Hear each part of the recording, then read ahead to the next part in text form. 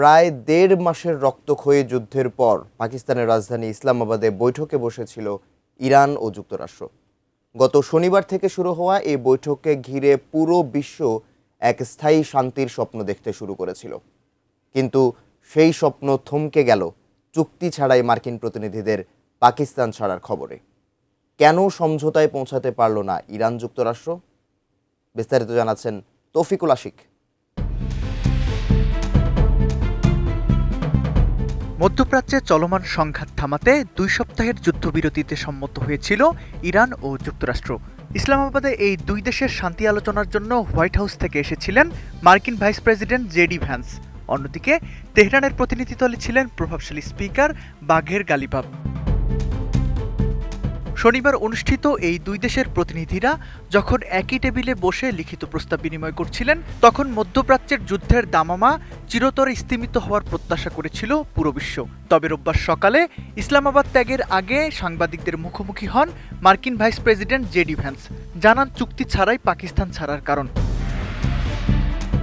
আমি বুঝি নির্মাণের শিল্প, সালাম স্টিল বোঝে ডিউরেবিলিটি। সালাম স্টিল মোস্ট ডিউরেবল স্টিল। সাংবাদিকদের সাথে কথা বলার সময় ভ্যান্স শুরুতেই পাকিস্তানের প্রধানমন্ত্রী এবং সেনাপ্রধানকে ধন্যবাদ জানান তাদের অসাধারণ আতিথেয়তার জন্য। এই আলোচনা ব্যর্থ হওয়ার পেছনে মধ্যস্থতাকারী পাকিস্তানের কোনো দায় নেই বলেও জানান মার্কিন ভাইস প্রেসিডেন্ট।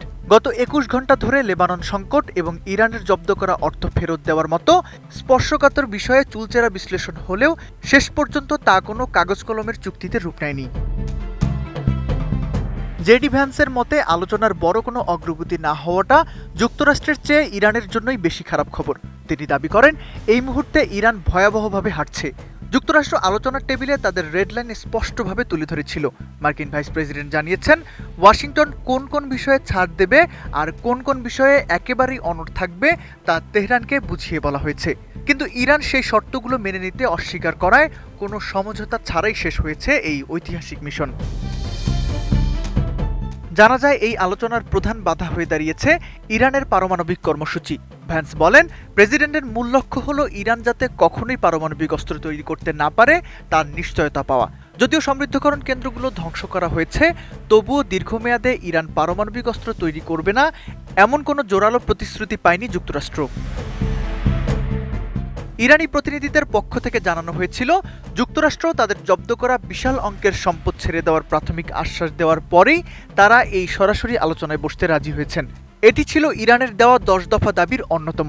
কিন্তু আলোচনার চূড়ান্ত পর্যায়ে এসে জেডি ভ্যান্সের অনড় অবস্থান আর তেহরানের নিজস্ব স্বার্থের সংঘাতই শেষ পর্যন্ত এই দীর্ঘ প্রতীক্ষিত চুক্তিটিকে অন্ধকারের দিকে ঠেলে দিয়েছে।